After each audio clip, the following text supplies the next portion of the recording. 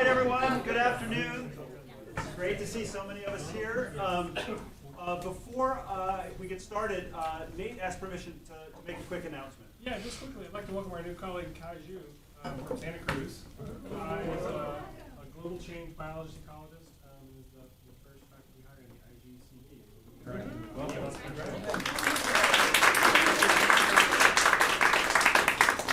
Excellent. So his first seminar here. Fantastic. Well, it's quite an honor. So it's really a huge pleasure to introduce Katia Koelle to you. She needs no introduction for many of you, because you'll remember her from her time as a graduate student here. She graduated from our EEB program in 2005. She also had a certificate in the Complex Systems Center at the same time. So that was when I was first a professor, first joining the faculty here, and she was sort of showed me around and really, really impressed me with the quality of the students in our program here. She, at the time, did some really interesting research in her PhD on cycling among strains in cholera infections. And she's continued to work in the ecology and evolution of infectious diseases through her time as a postdoc at Penn State, on the faculty at Duke, and now she's, for the last 5 years, been on the faculty at Emory, where she's a professor. So her work, as you'll see, she'll present, has been done in a large number of different systems, most notably in influenza and other RNA viruses, where she really shows how we can use genetic information to understand the dynamics of populations in infectious diseases, both at the within host level and between hosts. So Katia, please. Thanks, Aaron, for the introduction. It's really, really great to be back here. I think I only know, actually, from my time here, maybe 3 or 4 of you, which indicates kind of how long ago I was here. So I thought I'd scrap this talk and talk about coupled oscillators instead. No, I was just telling him earlier today how, I love population dynamics. I love, anyhow, but today my talk is actually going to be much more kind of evolutionary and less so kind of population dynamics, unfortunately. So what I'm going to be talking about is actually using viral sequence data or genetic data at multiple different organizational scales to really understand kind of viral evolution and more specifically kind of constraints on viral adaptation. And I don't know how these usually go, these talks, whether there's questions that people kind of ask throughout. If there is kind of a burning question, feel free to ask. I don't see my slides here. I see myself here, but not my slides. I see my slides up there. Just make it up. It's hold on, let me. You don't need slides. Gosh.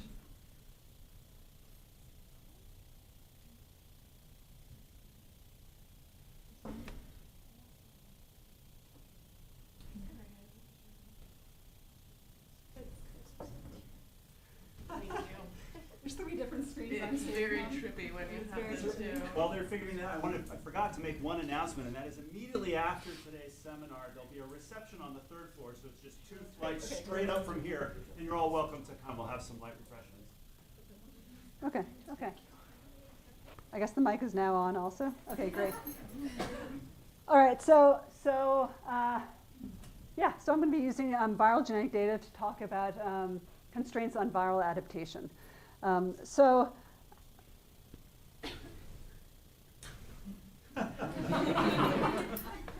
Maybe I won't be.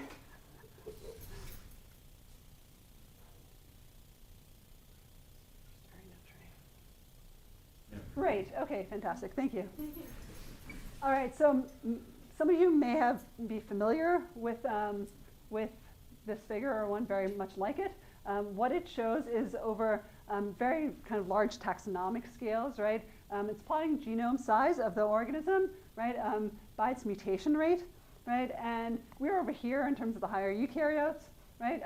The RNA viruses that I study, and I specifically study influenza in the last couple of years, SARS-CoV-2, norovirus, and dengue.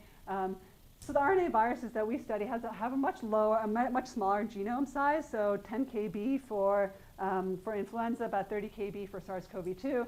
But the mutation rates are much, much higher also, so they're on the order of about 10 to the negative third, 10 to the negative fourth per site per replication cycle. And so these, very high mutation rates of RNA viruses, as well as, the incredibly large population sizes they have, in a respiratory tract, it could be kind of 10 to the 6 viral particles per mil and so forth. So incredibly large population sizes. So these, those attributes of those RNA viral populations have really kind of, in especially kind of the popular media and so forth, have been discussed as kind of like, this is why RNA viruses can adapt so quickly, to either new populations, right, or to new environmental conditions, such as like changing host immunity landscapes and so forth, right? So what I'd like to talk about today instead is not kind of how quickly these viruses can evolve, but actually what limits their ability to actually evolve and adapt, more specifically, adapt really quickly. So I actually think that they evolve much more slowly than we would anticipate them to do, given their large population sizes and their high mutation rates. And so trying to get at kind of these constraints on viral adaptation. Hold on. There we go. Okay. So I'm going to be talking about two different processes that can kind of puts constraints on viral adaptation. The first thing I'll talk about are transmission bottlenecks between kind of donors and recipients. So basically, this is the number of viral particles, right, that go from a donor to a recipient to establish infection, right? And the second thing I'll talk about is genetic linkage. And so this is kind of when mutations occur in the context of other mutations that exist on a genome, right? And they're not kind of freely available to kind of evolve independently from one another. Okay. So I'm going to be first talking about this in the context of influenza, and you'll see that some of these old papers that I'll be citing are from 4 or 5 years ago, and then I'll be interspersing some of the same sort of analyses that we've done for SARS-CoV-2. And I actually think that these are both kind of respiratory viruses, influenza and SARS-CoV-2, and they're actually they're very similar to one another in terms of some of these constraints, I think.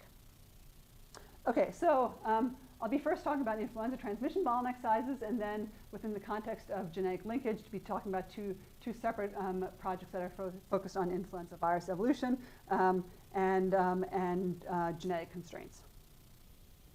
Okay, so first talk about transmission bottleneck sizes. For those of you who are kind of unfamiliar with this terminology, if we have a donor, let's say, and that donor individual has harbors really a viral population, which might be genetically diverse or not so genetically diverse.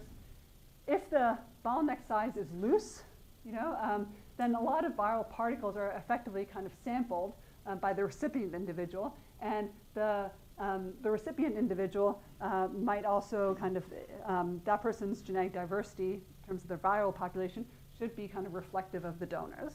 Right? Instead, if there's a tight transmission bottleneck, right, and only a few virions get across, then that recipient is, first of all, going to have lower genetic diversity in their viral population, right? And they're also not going to, genetically, it's not going to look as similar to the donor, right? So generally, it's appreciated that the looser the transmission bottleneck, so the kind of wider it is, the more rapidly a viral population can adapt. Right?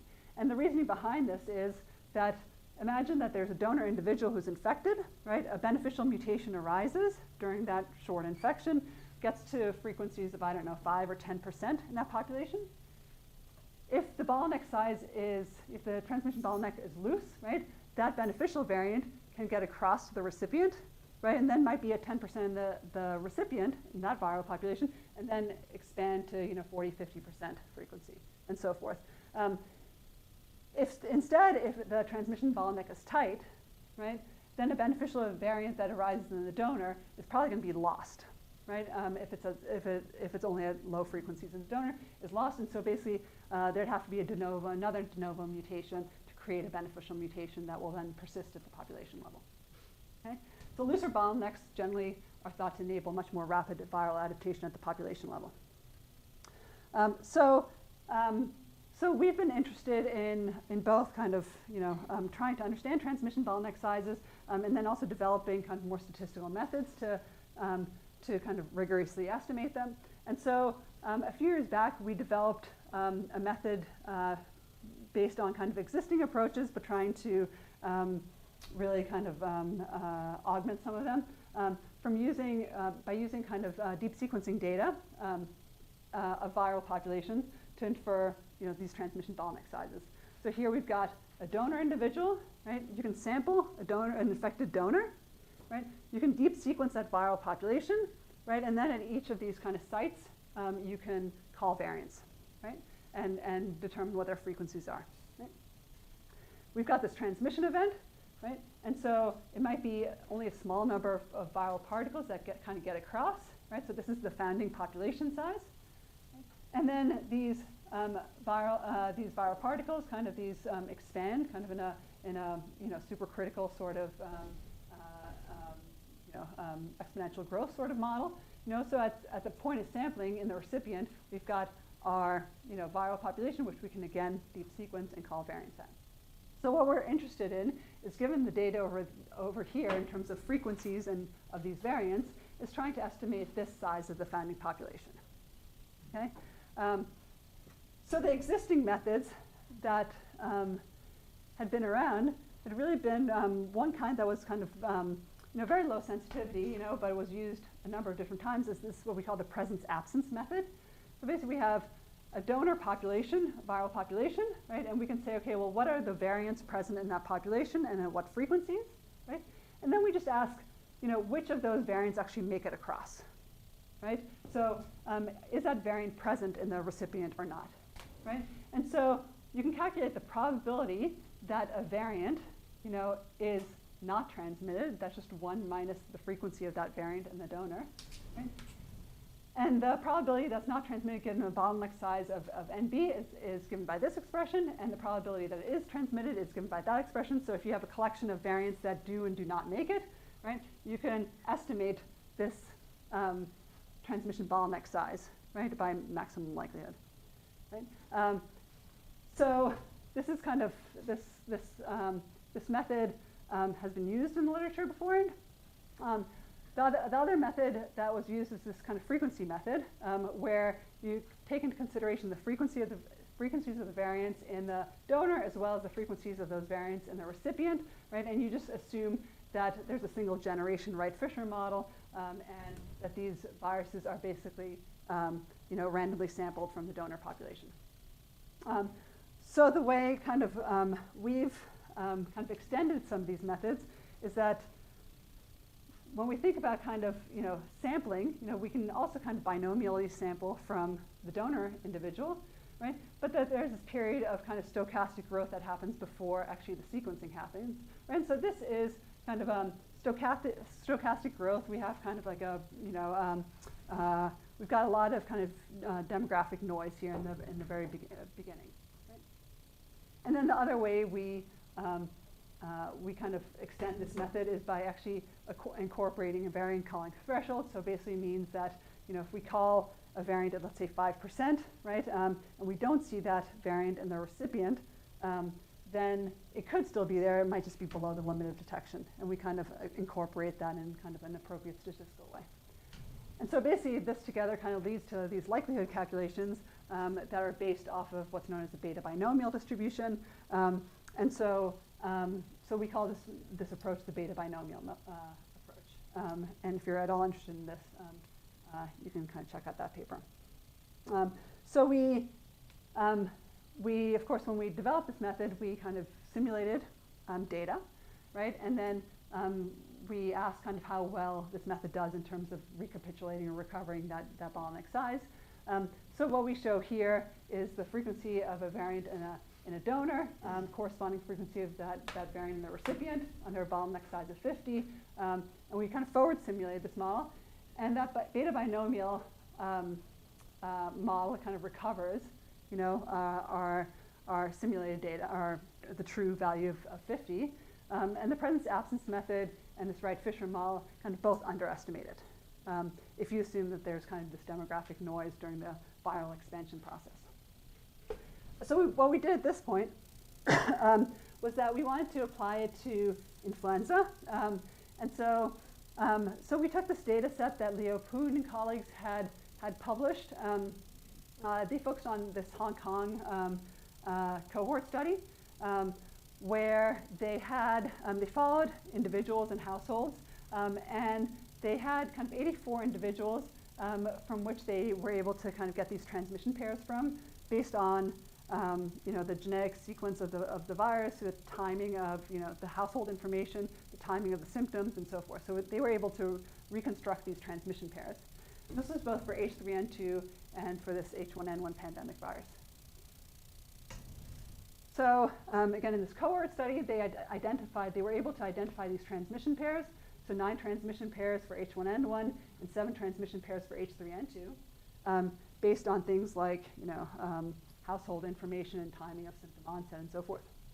So we kind of just use that as a given, and we use their genetic data as kind of a given. So we estimated transmission pair by transmission pair the founding population size for each one of those transmission events. And these different colors are just an approximate versus an exact method that we use, but you can see that they're largely give the same estimates. And so what we found is somewhat variable transmission bottleneck size estimates, right? But they were between about 200 and 700 viral particles. So what that means basically, in terms of viral constraints, what we had found is what that means with that being the founding population size is that even if a variant was present in the donor at a very, very low frequency of about 5 or 10%, it was almost surely going to be transmitted, right? So that bottleneck sizes wouldn't actually provide a lot of kind of adaptive constraints, right? So we had found that these transmission bottlenecks of influenza A, are loose, and highly variable across transmission pairs. So we were thinking initially, well, transmission bottlenecks might not play a substantial role in slowing down influenza's rate of adaptation.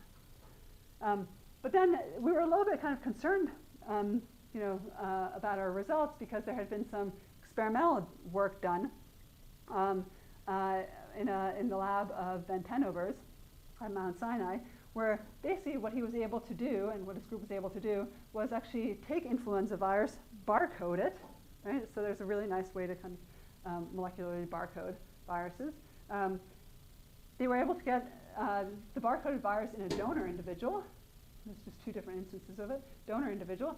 And then they looked at the recipient, right, at day 6 and day 8, and they saw that only 2 barcodes and 2 barcodes there actually made it all the way across, right? Which indicates that the transmission bottleneck size is actually extremely low. So this is really goes against kind of our estimates of about 200 viral particles. And this is in an experimental setting and so forth, where they had cages of small mammals and so forth. But then this other paper came out from Adam Loring's group, and I know Adam's not here, unfortunately, but I know he's part of this department. And so what they found is actually from data from here, is they use that presence-absence method as well as our beta binomial approach to actually estimate transmission bottleneck size of only 1 to 2 viral particles. And so this is the plot here where they had the frequency in the donor versus the frequency of a variant in the recipient. And this is kind of what they call the TV plot, right? Because it looks like a little TV. So what this indicates, right, by having this big white space in the middle, is that if there's a variant in the donor at even considerable frequencies of 25%, 50%, whatever, it's either not seen in the recipient, right, or it's seen as fixed in the recipient, right? And that can really only happen, and it's of course more likely to be seen as kind of lost, if it's at a low frequency in the donor, and at high frequency in the donor, it's more likely to kind of be seen as fixed. So what that indicates is, that's really pointing towards a much, much lower transmission bottleneck size, right? Because if there's only 1 or 2 viral samples, right, or viral particles that are getting across, then you're not going to see any of these variants at intermediate frequencies. So you either have to be 0 or 1. Right? And so if you just look at these plots versus the Hong Kong study plots, where all these are kind of along this 50-50 line, right, this 1-to-1 line, you can see kind of just from the raw data that the data look really, really different, right? And so there was a lot of head scratching going on about, well, is it the climate in Hong Kong? Is it potentially kind of with higher levels of humidity, more viral particles can get across and so forth, But there was a lot of kind of trying to explain these results, and this is not because of, the method or anything like that, just the raw data looked very, very different, right? And so there was some really nice kind of detective work done by Catherine Shah and Jesse Bloom, following that Poon et al. Paper, that first one from Hong Kong.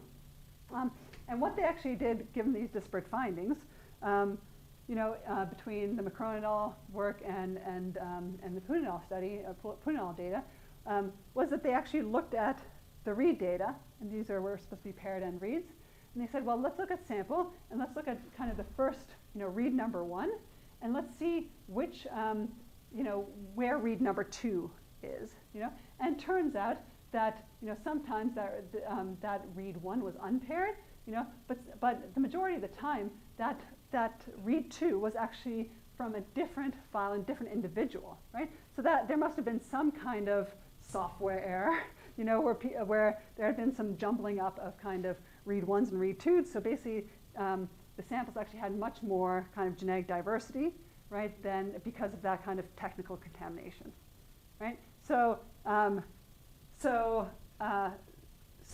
those estimates of kind of a transmission bottleneck size of 200 and so forth, those are really inflated because the underlying data that were, available, were actually kind of scrambled up effectively, leading to much higher levels of genetic diversity than you actually saw in natural infections.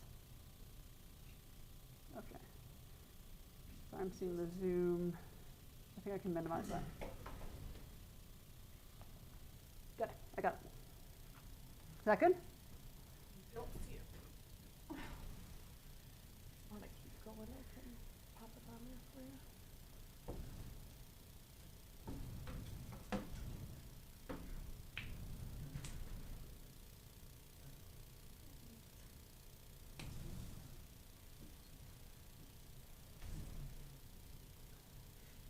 Good? Okay. Let's see if I can. Okay, great. So segueing into SARS-CoV-2, what's the, we asked kind of, well, what's the transmission bottleneck size for this virus, right? Is it similar to that of flu? And so in this case, there was kind of this early paper that was looking at data out of Austria, and what they concluded was that the transmission bottleneck size was on the order of about 1,000 virions. And again, kind of based off of this kind of back and forth between the Poon et al. Data sets and the one from Michigan, it seemed like the resolution was that the transmission bottleneck size for flu was much, much smaller. So we were surprised by this transmission bottleneck size for SARS-CoV-2 being so much larger. So when we looked into that Austria paper, what we saw were these results, where here they did the analysis twice, again using that beta binomial method at 1% and a 3% variant calling threshold. And what you see here on the x-axis are just all the transmission pairs, right? And these are the estimates of the bottleneck size kind of by transmission pair. Right? And so what concerned us a little bit was actually kind of this jumping around between a 1% and a 3% variant calling threshold. So for example, you can look over here at the first 2 transmission pairs, right? And with a 1% variant calling threshold, the bottleneck size was 100 estimate, and here it was on the order of about, 3 or 4, right? So very different estimates based on where you can call the variant threshold. So looking at this in a little bit more detail, and this is work of my student Mike Martins, we looked at these individual transmission pairs and plotted over here the variants identified in the donor and the ones identified in the recipient, right? And so this is kind of just for one transmission pair, kind of like that TB plot. And what we saw is when there was kind of a high frequency variant present in the donor, oftentimes you wouldn't see it at all in the recipient, right? So this points towards a very small transmission bottleneck, right? When we plotted these results across all transmission pairs, where on this axis we plotted just what the maximum donor allele frequency is. So basically, what's the value here in this donor that is actually at the highest allele frequency, right? And we plotted the bottleneck size estimate at their 1% and then their 3% cutoff. What we saw is this for every single one of these transmission pairs, that had a high donor allele frequency, effectively this dramatic drop in the estimate when you're going from 1% to 3%, which indicated to us that if you're calling the variance at kind of a higher cutoff, and you're always getting smaller bottleneck size estimates from that, that it's the very low frequency variants that are telling you that the bottleneck sizes are very large, and it's the high frequency variants that are telling you that the bottleneck sizes are very small. So this is really kind of inconsistent with one another. So what we decided to do is kind of look more closely at these plots. And what we found is a lot of cases like this, where the very high frequency variant in the donor was not transferred, right, at all, right?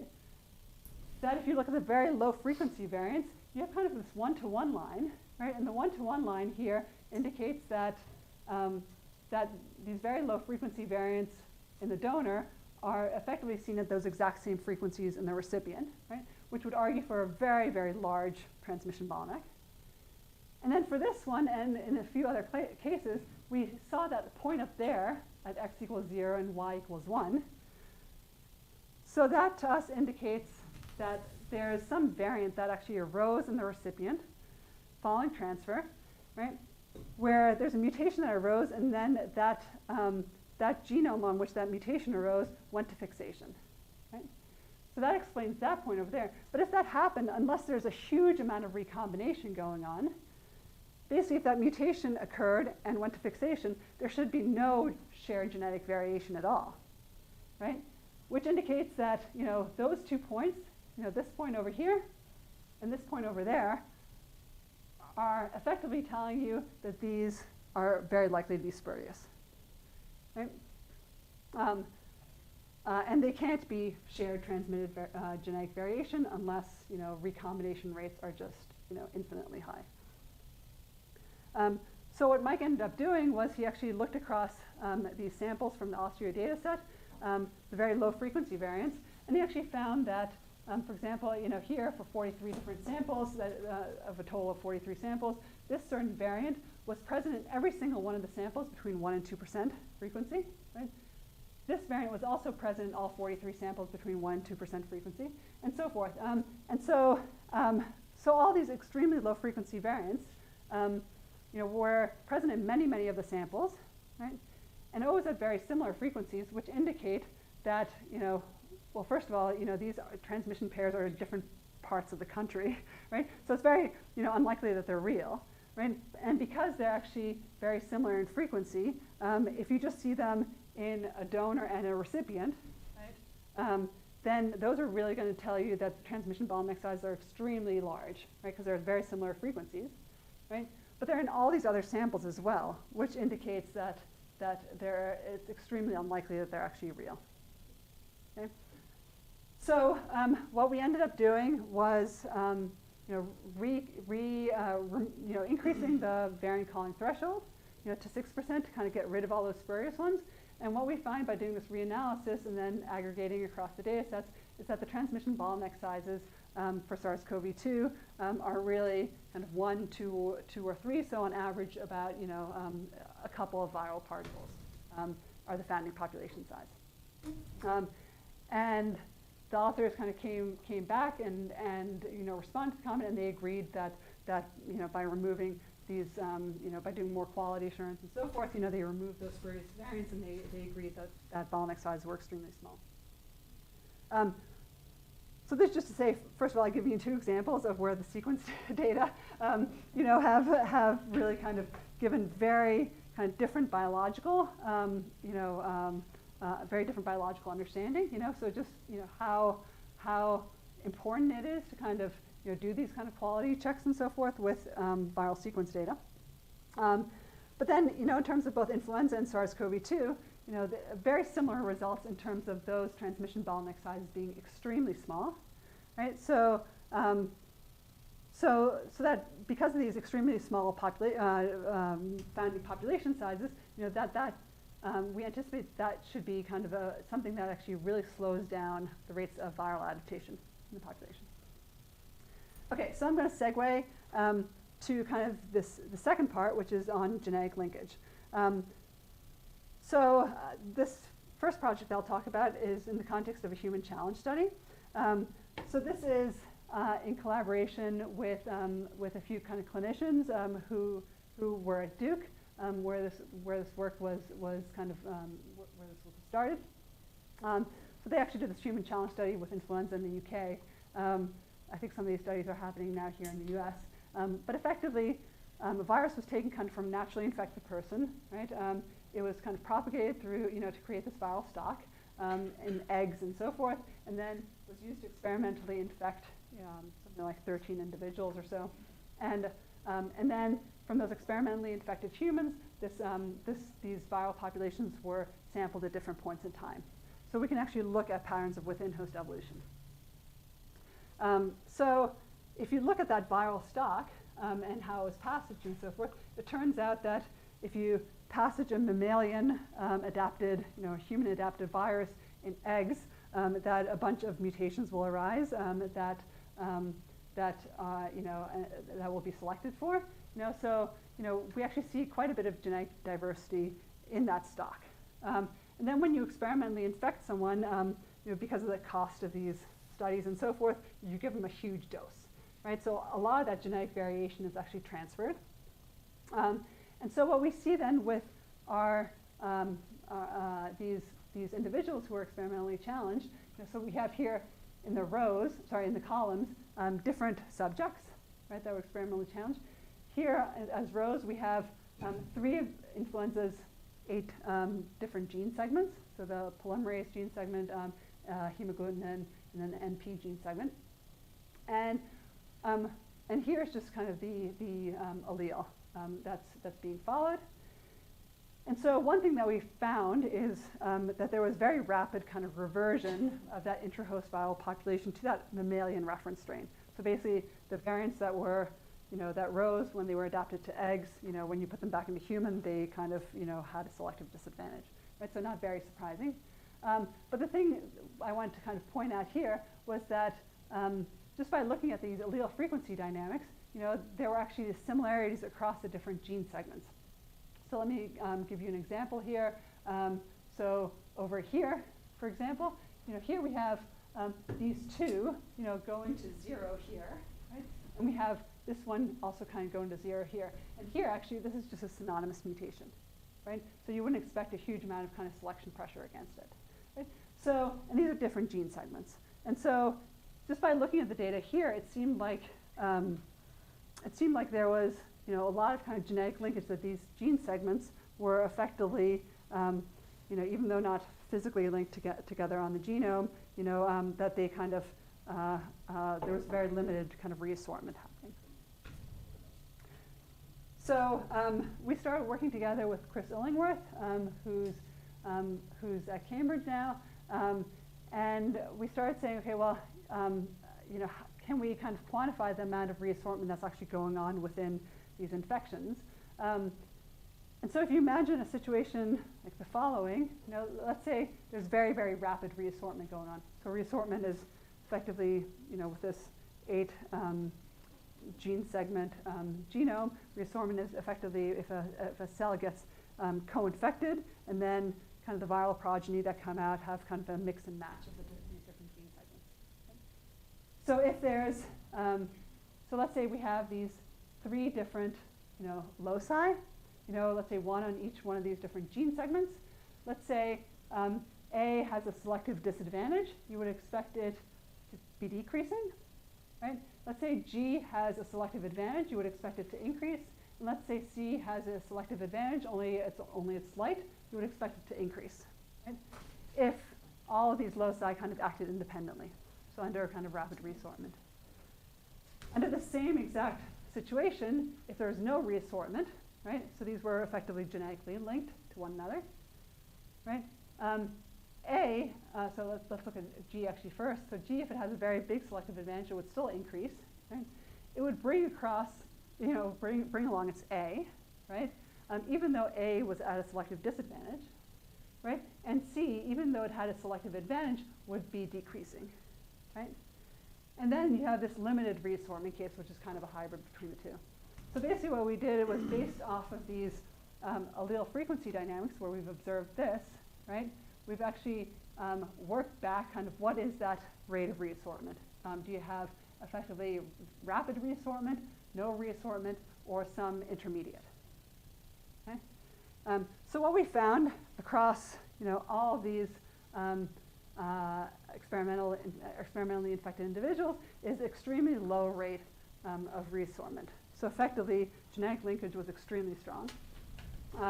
And so this is an example of kind of the no reassortment model versus the rapid reassortment model in terms of how well it can capture the dynamics.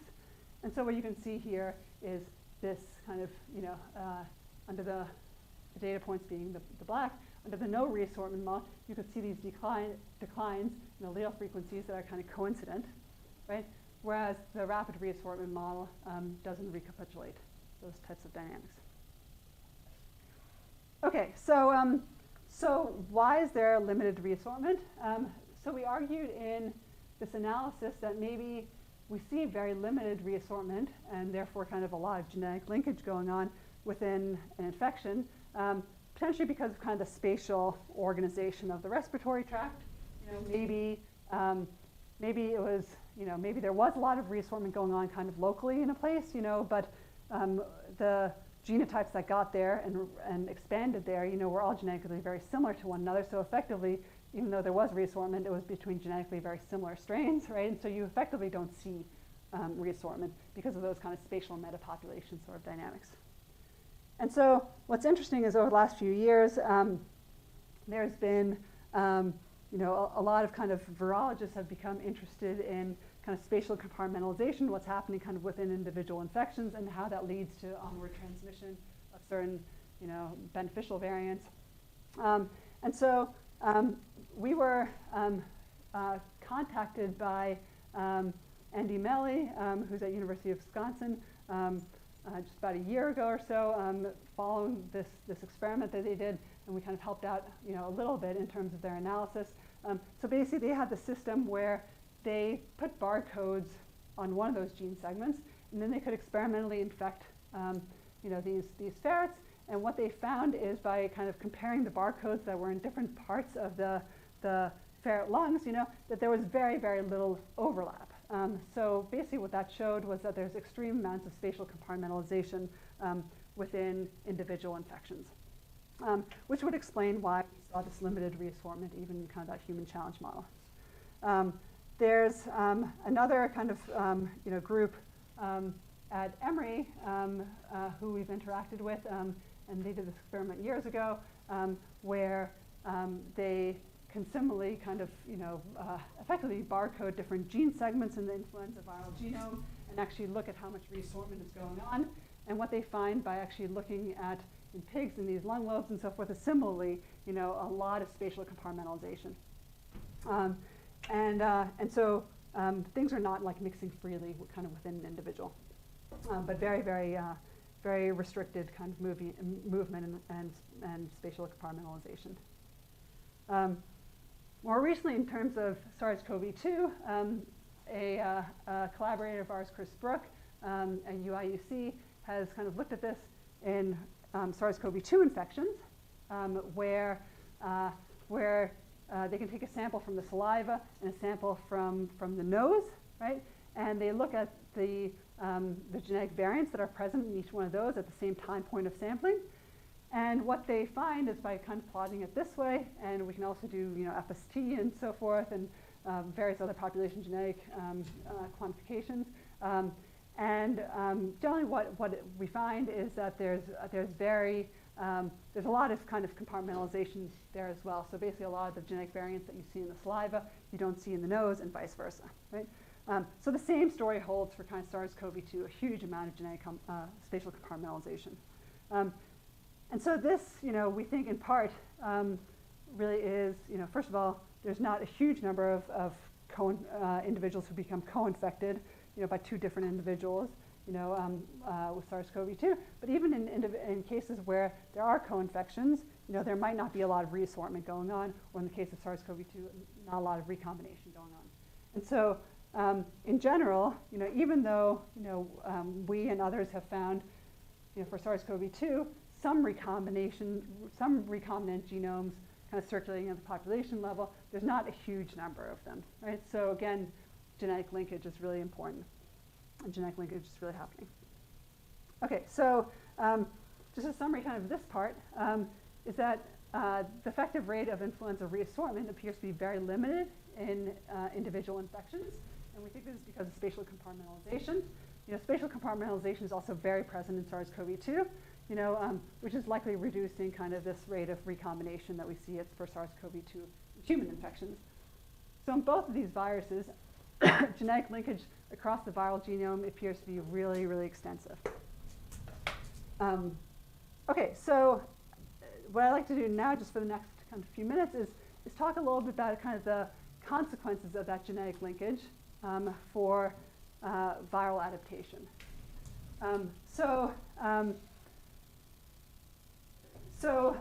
This is, if we're trying to understand kind of patterns of viral adaptation, we could say, okay, well, these mutations arise all the time because they have extremely high mutation rate. We have extensive genetic linkage, right? And so how does that actually impact how quickly the virus adapts and how much genetic diversity you actually see in the viral population? So here for influenza, this is the phylogeny that's many of you have probably seen. From 1968, this is to 2002 only, where this is for this one gene called the hemagglutinin gene. And you can see that has a very ladder-like shape. So at any point in time, there's relatively low levels of genetic diversity. But the virus that is circulating now is not the same as it was 5 or 6 years ago. So there's a very, very rapid lineage turnover. Okay? And what this kind of seminal paper has also found is that there's kind of these groups of sequences that are effectively are antigenically identical to one another, or very similar to one another. So that if you've gotten infected with one of those, right, then you've hosted an immune response to that virus, right, and you're likely kind of protected against reinfection with that virus. Right? So you see these phenotypically kind of, this punctuated phenotypic evolution, right, and this gradual genetic evolution. And some work done, about a decade later by the same group has really tried to kind of, or did at the molecular level, determine, how many amino acid changes actually were required, for these cluster transitions. And what's really phenomenal is what they found is that most of these cluster transitions, right, required actually only a single amino acid change was actually responsible for that phenotypic change, right? Which kind of blows my mind because, a single amino acid change, given the high mutation rate of this virus, you would think that that amino acid change would have occurred in every single individual who's gotten infected, right? So why does it take 2 to 8 years for this cluster transition to happen, right? So why why is viral adaptation, so slow? Why does it act so slowly? So really, kind of these unsolved mysteries, at that point was well, why don't these cluster transitions happen more quickly? Why don't, at any point in time, we actually see greater and greater levels of diversification? And then why is antigenic evolution so punctuated? So why do we see, this gradual genetic evolution, but really this punctuated phenotypic or antigenic evolution? And so here I want to kind of invoke kind of genetic linkage again, but also kind of thinking about the nature of these mutations, right, that are occurring. So if we think about kind of mutations, initially people thought, well, mutations allow viruses to adapt, right? But the overwhelming majority of mutations are deleterious. So they're either lethal deleterious or they're sublethal deleterious, right? So most of them are deleterious in nature, right? And so there's been some previous work, back from like Walter Fitch and Ollie Pybus, showing that that a lot of these lineages that carry these more non-synonymous mutations actually have lower fitness, which indicates that these viral populations actually harbor what's known as a deleterious mutation load. Okay? So if we think about deleterious mutations in the context of genetic linkage, right, we can develop very simple models about kind of these cluster transitions. So when you imagine kind of a lineage, right, a viral lineage that's effectively at mutation selection balance, right? And it's infecting a certain number of people, so that's the dashed line here in all of these plots. Right? And then we think about a certain mutation that occurs, right, in a certain genetic context, right, of that resident lineage. So if that, let's look at this one first. This is the most common situation. So we're going to get a mutation occurring in an average virus, right? And it's going to be have some degree of immune escape, right? But it's going to be rapidly lost because as it expands, it's going to accrue its own set of deleterious mutations, right? And actually have low fitness. So that will lead to rapid loss. Right? The second situation is one where you have kind of a slightly kind of beneficial mutation, one that confers some degree of immune loss, immune escape, and it arises in the genetic context of kind of a high fitness virus, one that's carrying a low number of deleterious mutations. And at that point, it can transiently circulate, right, that mutant lineage, but it's only going to transiently circulate because as it's expanding, it's also accumulating its deleterious mutations, and so it's becoming less fit. Right? This other scenario of a large antigenic mutation occurring in an average background, right, it's going to transiently circulate also only because it's accumulating deleterious mutations here. So really the only time that you would actually see one of these sweeps through the population is if a large antigenic mutation lands in a good background, right? Because effectively of that genetic linkage. And so this is going to be a very rare combination because it requires a large, rare immune escape variant, and it has to occur kind of in a very small subset of the viral population. So in that case, though, you get this very rare jackpot combination, and that mutant lineage can replace the resident lineage. Okay? So we think that, for influenza evolution, the reason why these cluster transitions occur so rarely, right, every 2 to 8 years, even though it's a single amino acid change, right, is because of these underlying patterns of deleterious mutations being kind of present in the viral genome. So, so if we can expand this out to kind of a larger kind of epidemiological model where, instead of this kind of 2 lineage model, and we can track, host infection histories, antigenic mutations, deleterious mutations, et cetera.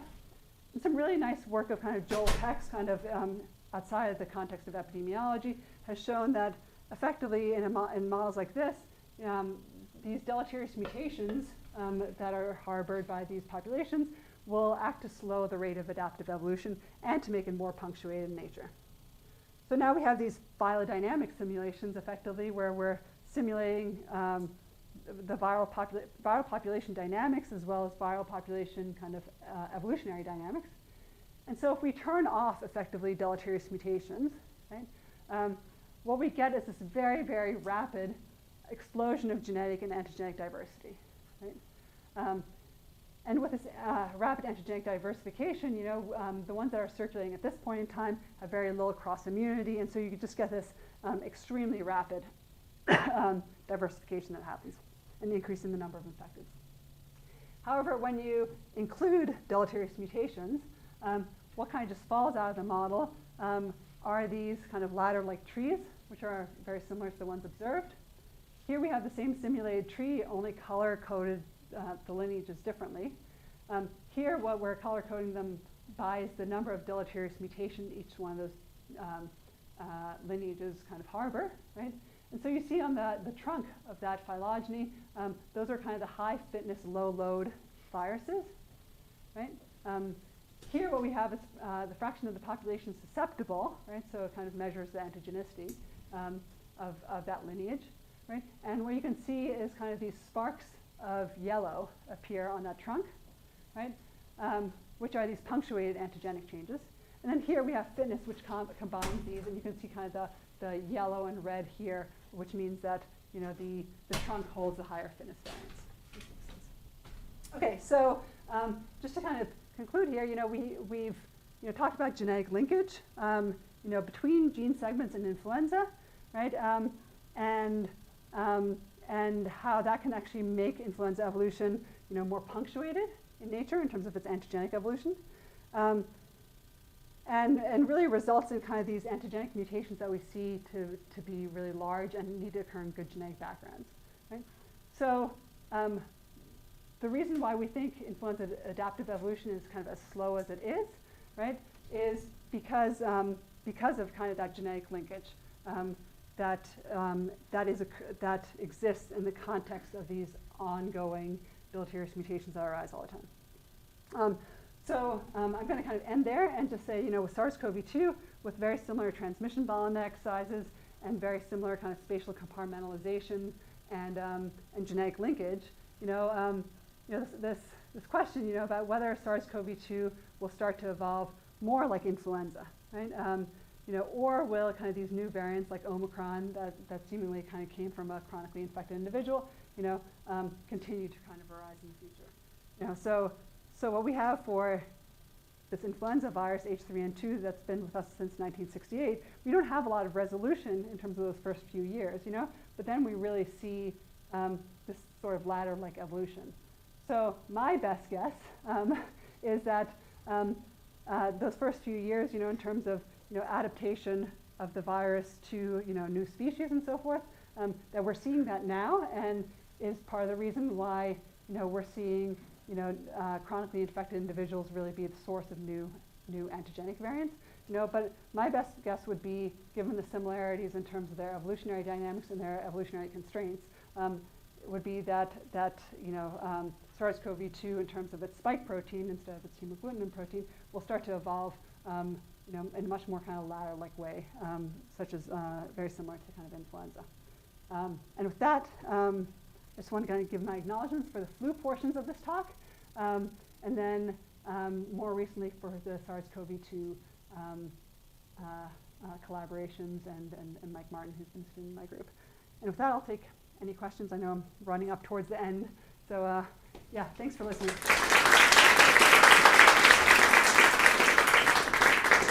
So feel free to leave if you'd like. We maybe have time for one or two questions, but then we'll adjourn upstairs and we can carry on the conversation there. So are there any questions?